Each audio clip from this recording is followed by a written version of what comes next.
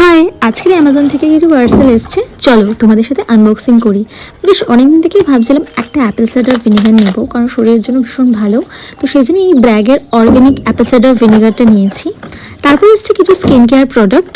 ফার্স্টে এই O3+এর D10 pack, আর তার সাথে নিয়েছি ফিক্সডারমার সানস্ক্রিনটা। এটা কিন্তু ড্রাই স্কিনের জন্য ভীষণ ভালো। তারপর আমি কিছু জিনিস রিস্টকও করেছি, যেমন এই স্যানফিট বডি টিপটা। এটার অ্যাডহেসিভ ভীষণ ভালো, তোমরা নির্দ্বিধায় এটা কিনতে পারো। আর এর সাথে দেয় একটা অয়েল, যেটা তুমি দিয়ে রিমুভ করতে পারবে। আর তার সাথে নিয়েছিলাম এই শ্যাম্পুটা, এটা আমি রিস্টক করেছি, মানে এটাই আমি রেগুলারলি ইউজ করি।